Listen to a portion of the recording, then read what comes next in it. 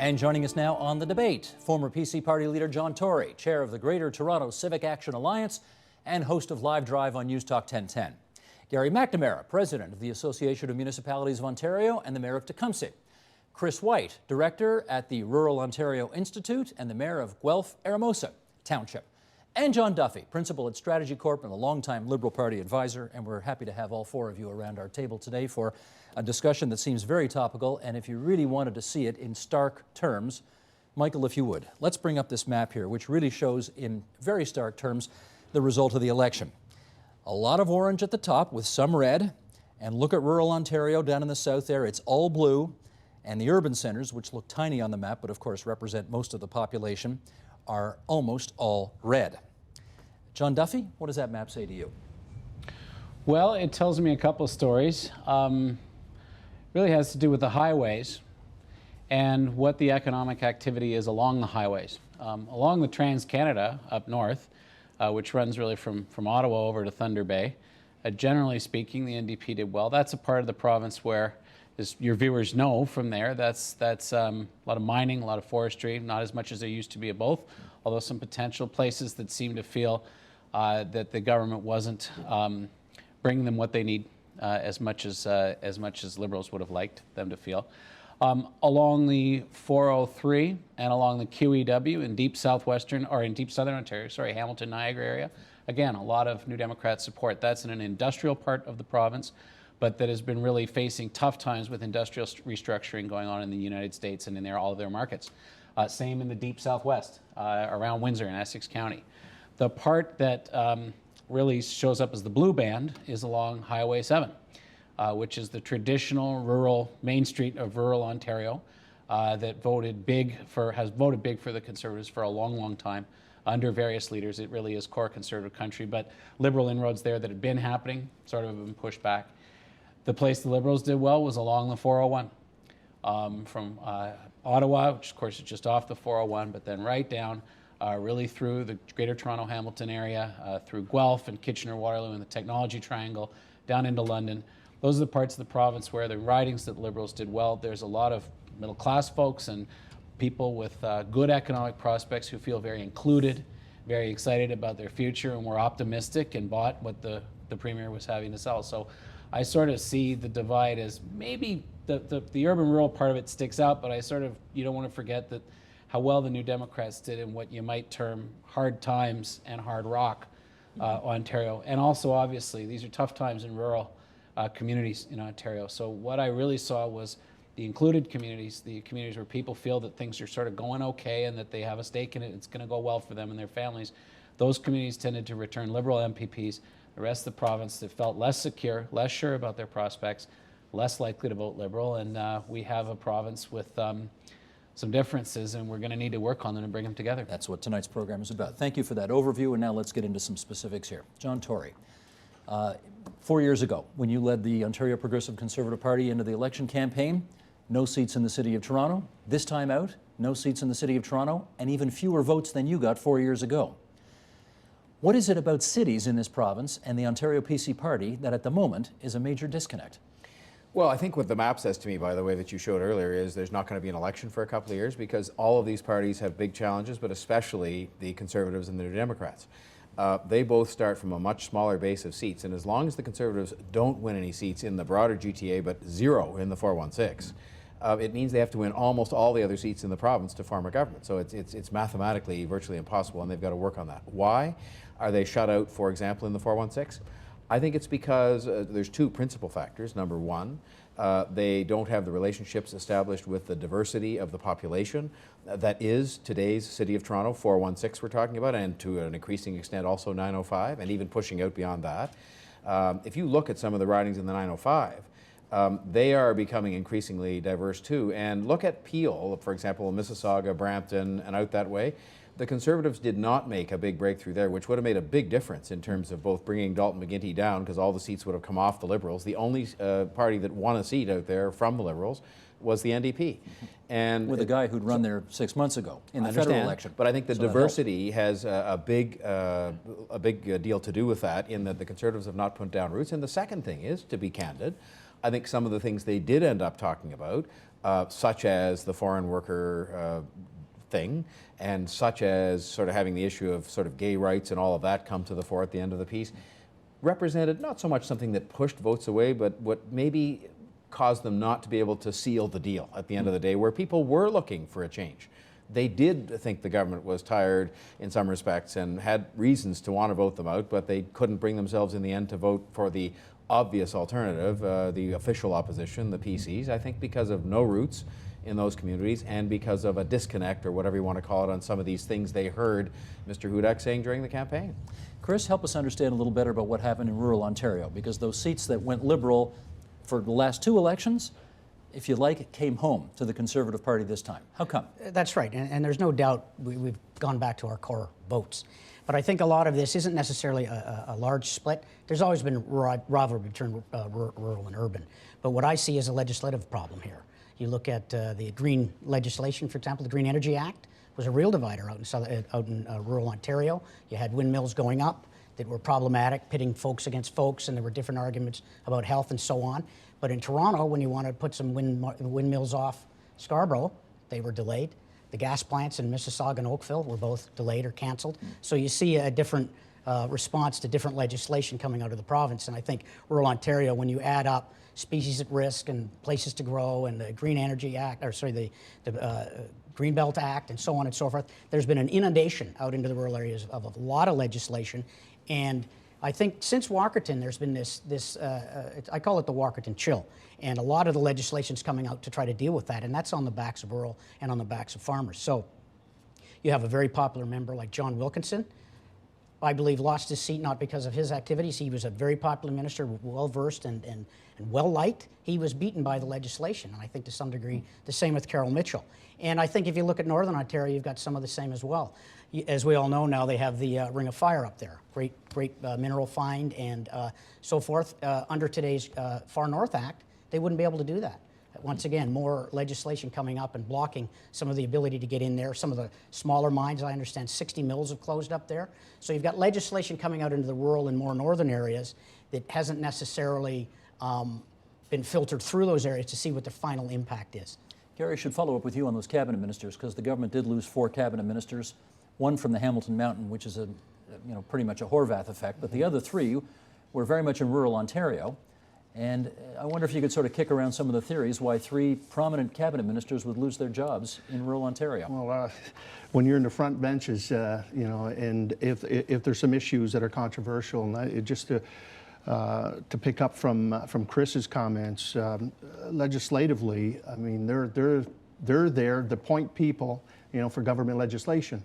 And obviously, going back, education, I'll go back to Mr. Tory's era and move forward to the time of amalgamations, the forced amalgamations in the 90s. When you look at those individuals that were defeated, they're the ones that are bringing forward a lot of that legislative material forward. There's no question in terms of, when you look at the urban and rural, those that were impacted on a lot of the legislation that are very sensitive. The green energy is a very good one. I'm looking at even my own backyard in Windsor, Essex, where there's 900 windmills that have been built there. You like them? I personally don't mind them, but those are very controversial issues that people like John Wilkinson, who as Minister of the Environment has to face the electorate. And when you look at the Blue Belt in terms of that area, I was just up there at a speaking engagement, and you could see that there was a real polarization. You're either for it or against it. There was signage all over in terms of no windmills here, they're not welcome here. And so that's just one area.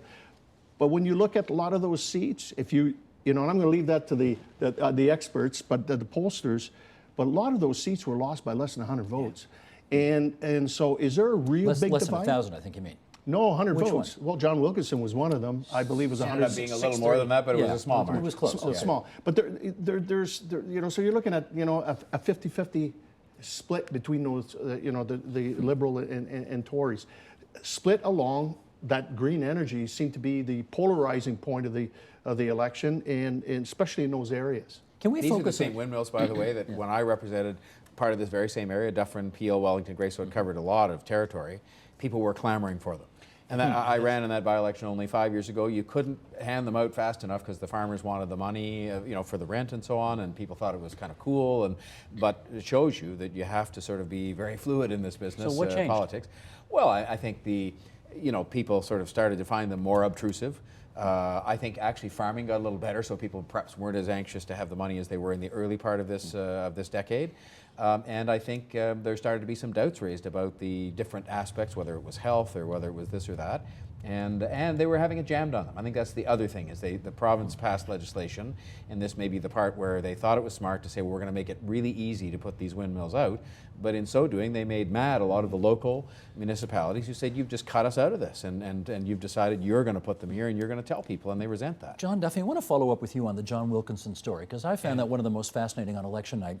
This is a guy who put through maybe arguably the most controversial tax policy change in Ontario in decades. He's Mr. HST. He brought it through. And sold it. And sold it, and sold it well. The former leader of the Conservative Party endorsed it. That's you. And yet somehow, I don't think he lost because of that reason. I think he lost because of all the windmills and all that other stuff. You want to explain that to us? Sure. I think that riding, Perth and Environs, right, Stratford and Environs, is a textbook case of this sort of thing, because it's more or less along the 401 corridor. Because of the festival and because of some of the technology that they have there, the affiliations with some of the area universities and technology centers, it's a riding that has one foot in Ontario's economic tomorrow and another foot in some more traditional parts of the province. It's got people who want to develop wind farms and people who want to make the equipment that operates those turbines. And it's also got people who think that these cause terrible health problems and that there's something terrible about them.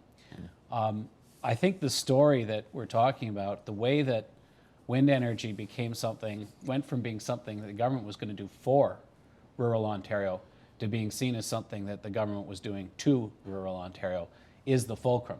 That's actually what made that an issue that, in a race as close as what happened to Wilkinson, there are a number of factors, and any one of them you can attribute the outcome to. But it really is, I think, a story of some miscommunication, of moving very quickly. There's no question the Green Energy Act was pushed through and pushed hard and implemented very speedily. I think the other big change factor that happened out there along the way from 5 years ago to now was the social media revolution, which took people who were isolated in farm kitchens, almost literally, and over in the marina and the coffee shop, and they didn't talk to each other. All of a sudden they talked to each other, and they talked to each other in Mississauga, which had everything to do with the gas plant being disrupted. They talked to each other in Scarborough, which had everything to do with disrupting the Bluffs project for wind energy, and they talked to each other in all parts of rural Ontario. That's changed everything for every kind of land use decision, not just wind farms. But when it came to wind farms, there was this additional emotional resonance. It also tracked with the activity of the Landowners Association, which is arguably as powerful, if not more powerful, than the Progressive Conservative Party in rural Ontario. And certainly they are in a functioning alliance. And the OLA is the bearer of that agenda, which is about no to Far North Acts, no to farm regulations about agricultural use of fertilizers and environmental standards, and certainly no to imposition of any wind farms from Queen's Park. So there are a lot of factors coming together. Chris, I want to broaden the discussion a little bit and get your sense of rural Ontario on this one. People who live in the big cities, and in the biggest city in the province in particular, think that the province is not doing enough to help deal with fill in the blank. Not enough money for public transit, not enough money to keep the roads in good shape, not enough money for whatever. And, once a year we go through this little dance at Toronto City Council where the city says, I need $774 million bucks, or I need $500 million bucks to fill in the gaps. From rural Ontario, how does that look? Well, frankly, it looks like a bailout. And I have to say that, in our municipalities, we have some, after amalgamation, some municipalities were put together. I can think of one in Wellington North that has 3 arenas, 3 fire departments, and 4 water systems on a population of 10,000, and they haven't even started working on their roads and bridges. And then on top of that, you got the downloading. So they're in fiscally a very, very tough place, and I think a lot of rural Ontario is. So we need money as well. And I know that Toronto is the economic engine, and I understand that dynamic, but agriculture's huge, and there's a lot, I mean, retail and manufacturing's big out in the industrial areas, out in the rural areas as well. And so these rural municipalities who are struggling to get by, and we're wrestling with closing of rural schools, we're wrestling with doctor retention, we're wrestling with seniors, medical health care. I mean, to go to a doctor in Toronto or get to hospitals down the street out in a rural area, how do you get there? How do you get transportation? So we need transportation networks. So when you add up all these needs to keep our communities viable and livable, we need some money. And with the current, and the bottom line is there's no more appetite for any more property tax. We can't go back to the property taxpayer to pay for provincial programs. So the uploading has helped considerably, but I think that when we sit there and you see Toronto all of a sudden, you know, $900 million for transit and so on and so forth, I don't begrudge it. I think it's great, but we also need some money as well. Gary? Very clear. There was a report that came out in 2008, and when they looked at the fiscal health of the City of Toronto and other communities in, for example, Northern Ontario, then they realized that those communities in Northern Ontario were worse off. And a lot of that, obviously going through one of the toughest recessions in modern times. And a lot of those communities, and I'll use a good example, the Cape Escasing, where population used to be in around the 15,000. They're running about 8,000 population there now. They're losing industry, and some of those communities have one industry, and they've lost them. And so that whole critical issue in terms of, in the perception that you look at Toronto getting these massive amount of dollars, as Chris alluded to, being bailouts and so forth. I think those are areas where the residents in that particular area really get concerned. In fact, that we're forgotten here in the north. But respond to this: people who live in Toronto or Ottawa, or whatever, Hamilton for that matter, say, you people in the smaller towns, you don't have to deal with social housing the way we have to. You don't have to deal with childcare the way we have to. You don't have to deal with public transit the way we have to. We need that money. That's what they'll say. But Steve, they do. There's still social needs in those communities. Maybe there's not a subway system in that particular area, but they've got roads and bridges. Well, yeah, they need to have that transportation network. I don't disagree with you. I mean, I learned when I was in politics that there is an affordable housing problem in lots of small towns. In fact, it may be argued it's more acute because there's just less housing generally, and there are lots of people working in lower income jobs who can't find anything. But let's be straight about what the real issue is. The real issue is the provincial, municipal, and I don't think we should leave the feds entirely out of this, but the financial model is broken. Yes. And nobody has really had the courage. Well, I mean, because, as was mentioned earlier, the municipalities, big or small, are reliant to a huge extent on property taxes, which do not grow with the economy, as do the provincial and federal revenues from income tax and sales taxes and so on, as the economy is growing. When we're in a recession, everybody's in the same boat. But they don't grow with the economy. So as a result, and the municipalities, big and small, have no access really to that revenue stream or anything that grows with the economy. And so they're unable to finance a lot of the things they've been given responsibility for. Now, Mr. McGuinty began a process of what they call uploading, meaning taking back some responsibility for some of those things. But in the end, they're broke now too. So I think that's why there's a failure to even really openly discuss fixing or changing this model. It's another reason why I believe there won't be an election for quite a long time, because nothing is going to change that. I mean, they're not going to suddenly come into money at the provincial level or federally, and therefore not municipally either, unless they raise property taxes, which they've all said they won't do. And so we're left, but nobody's really addressing the model and saying, look, we've got to make some changes here, which actually might involve, for example, raising taxes in Ontario, which they've all said they won't do. Right. John?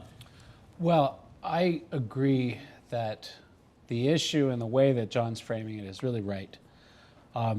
We have got everyone you talk to in public policy in this province right now, whether it's someone representing a small rural municipality or somebody who's running a big civic engagement operation in the belly of the beast in big smoke like John Tory who runs Civic Action, is saying the same thing about the fiscal arrangements and the overall economic arrangements. And that's people on the left, people on the right, people who've been around for 40 years, people who are just getting involved in this stuff. Everybody agrees. Now, the interesting thing is that at Queen's Park, for the past several years, the tendency has been to disaggregate these issues.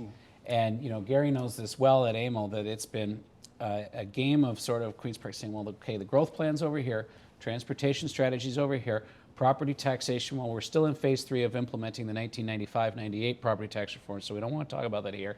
And this thing's over here and that thing's over here. And as for uploads, downloads, and sideloads, we don't want to even talk about that. Okay, so one of the things that's going to be really interesting to see over the next period of weeks and months is whether at Queen's Park there becomes some sort of arena for, probably not formal, but some sort of concentration on this issue basket. We at our company call it the municipal envelope, because it's all of these issues at once. And so far they've been splintered off.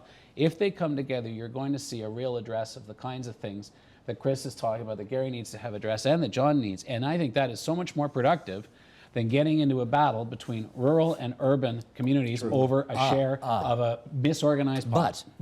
But the results of the election, Chris, have probably made that urban-rural confrontation more than less likely, because everybody's retreated to their corners, right? The cities are Liberal, rural is Conservative, the North is NDP. It doesn't look like there's going to be more opportunity to collaborate because they've all gone to their respective corners. Well, and I think that's true, and to some degree losing key ministers out in the rural areas reduces that voice, absolutely. So now you've got a situation where you've got pseudo-majority minority government, which has to try to survive, and you're back to your core voters. So how do you maintain your base, keep them happy, support the cities, in this case the Liberal government, and then begin to address the problems out in rural? You look at that caucus. Who speaks for rural Ontario in the Liberal government caucus today? But let me take issue with you a little bit, because I think, in the end, Steve, the failure, particularly on the part of the Liberals, at least the Conservatives and the NDP, to address the issues of the places they don't represent. Conservatives have got to get real in terms of urban issues, and the Liberals have to sort of restore things in rural Ontario. Otherwise, we'll have another election sometime and nothing will change. So I think there actually is an imperative, besides the, I suppose, what's the word I'm looking for, fanciful notion I might have, they might actually decide to work together for the benefit of all municipalities because they're all elected down there to improve the province. I know that's ridiculous. But, I mean, the bottom line is they have a political imperative if they want to break through and either keep government, majority in the case of the Liberals, or get to government in the case of the other two, to actually address these issues. No, that sounds eminently sensible, but I repeat, who in that Liberal caucus that you look at, 53 members, represents rural Ontario? Well, I think it's let's be realistic. At the end of the day, I mean, it's a responsibility of each individual, 107 members that are sitting in that legislature. I know this sounds simple, but it's their responsibility. It's a great province. Good example for us, I'll take our AMO family. We've got 40 board members. We represent every corner of this province. Not Toronto, though. No. But we do work with Toronto very well. But they're not And part I think of it. Toronto will rejoin, Steve. They will. They will. And 905 is close enough, right? That is part of the scene. Absolutely. So, We've got the they speak GTA for involved in there. everybody. And realistically, AMO understands. I mean, the province, needs to operate with all its partners, and Toronto plays a key role in that. We understand that. But here are 40 individuals around a table that represent the four corners of the province. And do we have some issues? The South, the Southwest, the North, Mid, and so absolutely great debates. But at the end of the day, we all understand that there's a need for us. That there's common thread. We need to find that. This is maybe an opportunity for this government in a minority role to reach out. And I agree with John. There's not going to be a non-confidence movement within the next 2 years, because whoever decides to bring that forward, I think, are going to be crucified by the electorate. They don't want that. They want us to work together, and we will. And I think this is maybe something that Queen's Park could take a page off the municipal sector, where actually we are working collectively. 40 individuals in a room. You have to. Exactly. But you guys don't work under a caucus system. You're not all representatives of political parties. And John, I'm going to say the question one more time. As the Liberals gather as a 53-member caucus, who in that caucus speaks for rural Ontario? Almost all of them got elected in cities. Well, I'll tell you one of them who does, and that's the honourable member for Ottawa South, because the Premier absolutely takes the view that he governs for the whole province. And the Liberals have been, I think, as good as one can expect a party to be that has a base at always trying to govern in everybody's interest. Now, the worst that you can say about it is that they sometimes have on their bad days an approach that sort of says, well, we're really kind of governing for our core, and we'll kind of buy in this group and buy off that group. And so that tends to be the critique of the Liberals that you hear in particular from Conservatives. There are a fair number of columnists who argue that. I think on some days Mr. Hudak tried to make that argument and carried it with whatever degree of success.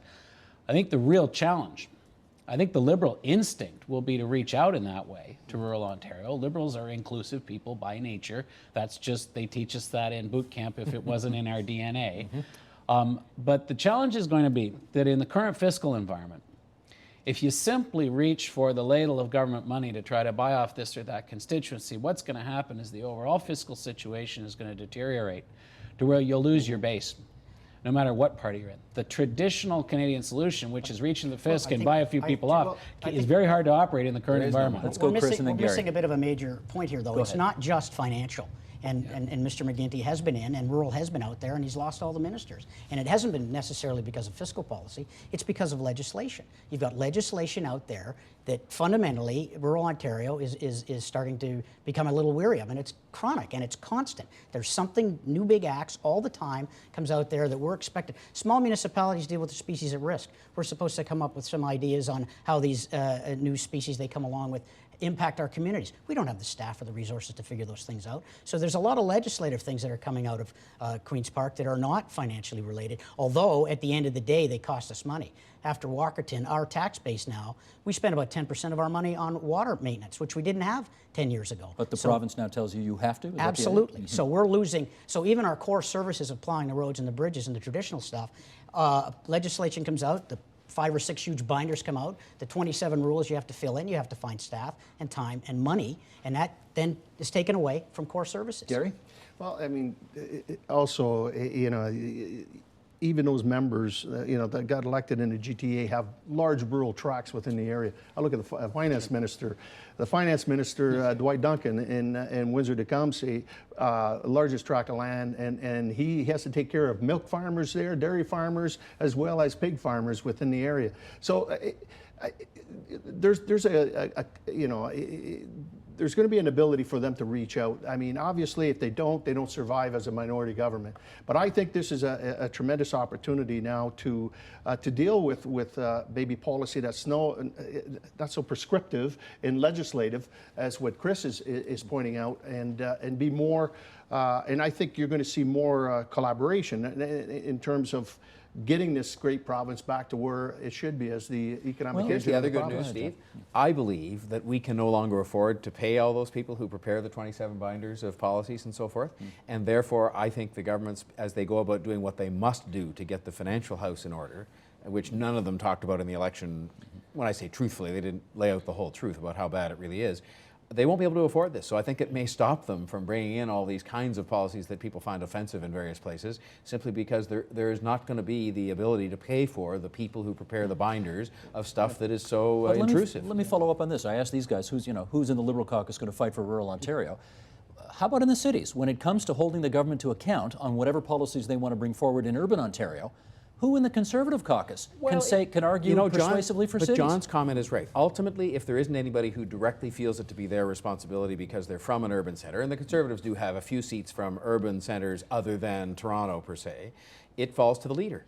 And so I think one of the lessons I believe Tim Hudak has learned, because he said so, is that he's got to find a way to break into the sort of greater Toronto area. And mathematics simply says that, you know, as I said earlier, he can't win an election with a minority or a majority government unless he does. So I think if no one else does, and I think there will be others, he will have to do so, and he will have to get his head around what he's going to have to do to be a more appealing option. John's right. The part of Tim Hudak that lives in the riding of Eglinton Lawrence, in which this studio is located. No, we're in St. Paul's. Okay, fair enough. South side of Kitty Eglinton. corner, other side of the street, does need to come to the fore if he's going to ever become a province-wide leader. But there's another dimension to this. You know, much though I like to try to be saying sweetness and light and we can work this all out, there is something big, structural, continent-wide at work here.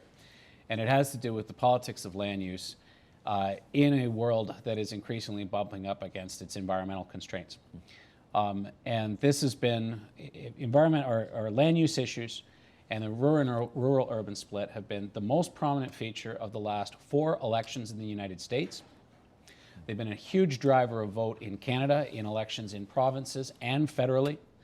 This is not just an Ontario thing. And now the issue, I'm with Chris on this, I think the legislation as he describes it is actually, a lot of it is about agendas that have to do with planet. It has to do with dealing with the impacts of urbanization. This is a planet-wide issue. There's an enormous amount of work going on all over the world. In some respects, there is something very troublesome and potentially difficult about it, which is city folks saying that they're going to keep their environment going by changing things for rural folk and forcing them to do things. That's a problem in China. That is a problem in parts of Northwest India. That is a problem in Sub-Saharan Africa. And Tecumseh. And it's a problem in Tecumseh, and it's a problem right here in Ontario. But here's the thing. This stuff is not going to get less easy, especially when, and not enough attention has been paid to this about this last election. The biggest unsung dynamic was the collapse of the Green Party vote from 8% in 2007 to 3% in 2011. That's 5 points in an election that was decided by a less than 2-point popular vote spread. That was the biggest move in the electorate.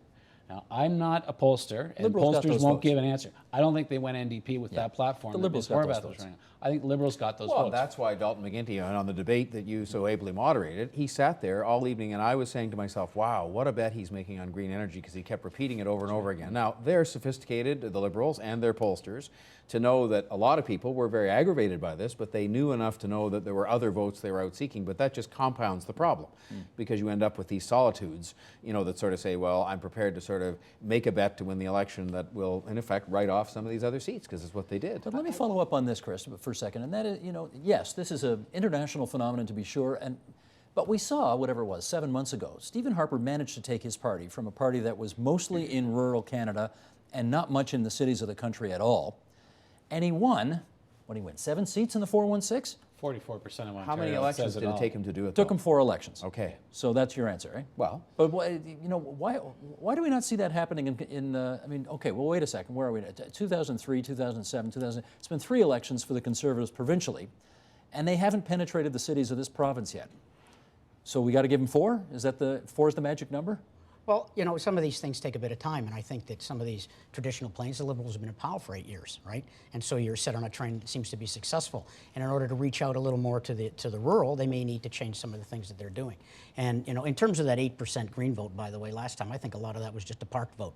I don't see that as a collapse vote. I think that just shifted off. But going forward, you know what it was? It was the Unified School Board vote. That's what it was. Bingo. Could have been a couple. Some of it was green, things. But a lot of it was we don't like funding Catholic schools. I think some of it was That's people, right. like I can say this, people who didn't want to vote for Mr. McGuinty again and who chose not to vote for the party I was leading because of the religious schools policy. And so they voted green as kind of a parking place where they could go there. And, so that takes that off the Green vote a little differently, to be honest with you. And we find that they pretty motivated, they stay solid, and they appear to have moved more or less as a bloc. And I don't think it's unrelated. I mean, we'll never really know unless you focus grouped every single Green voter.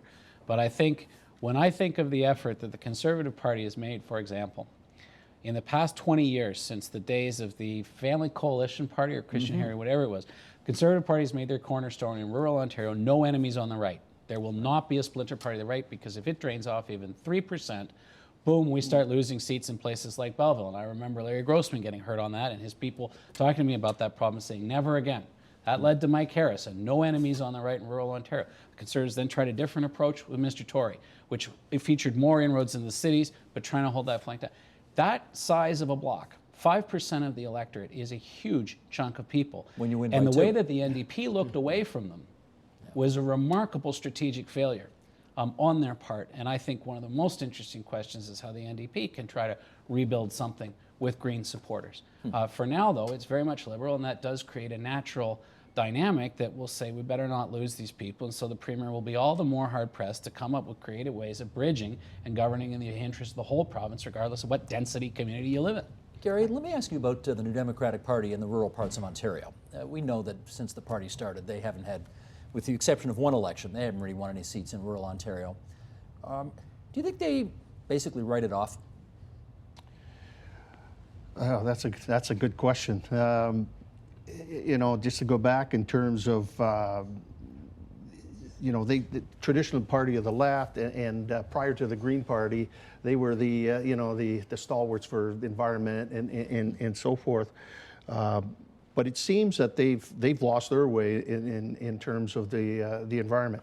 Here, in terms of the Green Energy Act and so forth, you would think that they would have wanted to work with the government to try to maybe massage some of the legislation in that, where they were really anti-green for whatever reason at that particular time. And you know, I mean, it's tough for me to actually analyze it because in my area, we had a seat that was 28 years in Liberal hold and fold, in the Liberal fold, and went NDP. Went NDP. And mind you, the Liberal, and it was a very safe seat with Bruce Crozier, the former member, and the Liberals actually tallied third, and it was a very close fight with the Conservatives there, and there was a real divide in terms of I think what hurt them in our area was the fact that they weren't green enough. And well, let me put your expression of the NDP tend to do well where it's hard rock and hard luck. Hard times. Hard times. Hard times, right. Hard. If you look at parts of rural Ontario, John, they're on hard times. Why do they never consider voting NDP in those parts of the province? There are parts of Ontario where in rural, the NDP, they don't get their deposit back. They're so uncompetitive. I think tradition has more to do out there. I mean, if you look at the fact that in rural Ontario, the diversity that is urban Ontario has not yet hit home to the extent it will in future years, just simply because people will move. And I think the people who are diverse are newer to the country, born outside the country in many cases, don't have established voting patterns of Liberal or Conservative, which I think in large parts of rural Ontario people do, for right or for wrong. That's changing too. But I think that's a large part of it. And in urban Ontario, the NDP is an option for a lot of people just because they say, well, why wouldn't it be? I never had any preconceived, my grandfather didn't live here, never was here, you know, so therefore how he voted or how my grandmother voted is irrelevant. And I think that's a big part of it. And they haven't really been able to establish themselves, except with the one exception, which was more of an aberration, as an option. I think it may be as simple as that. And I think in small town Ontario, they haven't talked the language either. I think because it started and has evolved mainly as an urban and northern party, they haven't gone out and, I mean, certainly the leaders do, but I think you know, if you fail to have members, it almost becomes a sort of self-fulfilling prophecy that you won't have anybody in the caucus, to your earlier point, that's going to say, well, gee, think about this for a minute. In the small towns, they won't like this very much. I can't offer a better explanation than that. And I don't know that they wrote it off so much this time. I think there was a real sense from some of the NDP candidates I spoke to that they were going to catch this orange wave out of Quebec. There was a sense that they might get some momentum from that. It didn't come to fruition, but they were hopeful in that regard. And I think that the one aberration of the NDP government still lingers, because in rural you've got a traditional sense of independence. 21 years later, well, they're you know still what? mad at Bob Rae? Not him specifically. It's this essence of large government, and I think you see some of this with the recent voting in the Liberal ridings. And the other thing is, what are the NDP going to bring forward that would be attractive to agricultural folk at a provincial or municipal level? It's a difficult road for them to hoe. Okay, let's with just a few minutes left here. Let's consider the overarching question of the day, which is, John, did this province just get, as a result of the way the seats broke in the last provincial election, did this province just get a whole heck of a lot tougher to govern? Yes, somewhat. I think the real issue, and I guess I tried to touch on it, mustn't have put it very well because the conversation moved off from there a little bit though, is when the traditional toolkit that you use to create inclusion, which is the judicious application of public funds, towards creating economic development and opportunity in areas that are more hard-pressed, okay? And that's a place where good politics is supposed to meet good policy, because by including and investing in inclusion, you're supposed to get a political benefit. What happens when you're trying to do that formula, you're trying to reach out across lines though that are pretty tough to break out of, because they seem to be hardening. And what happens when money's more scarce? And in fact, where the politics of moving public money around is getting harder to do every year because the citizenry, the media, all the things make it so much harder to move that stuff at the political discretion of the government. It really becomes difficult. I actually think that the larger challenge for the government is to find a way to stimulate the economic development of the province across the board. And if that means an adrenal injection into the heart of 416 in King and Bay, believe me, that should take priority. If that means doing something fantastic that has its epicenter in Tecumseh and Toronto gets a trickle down, do it. This whole province is in a situation, much though we're doing better than our competitors in the OECD, where we cannot afford to be battling over shares. That is a mug's game. That is a way to chop up a shrinking pie.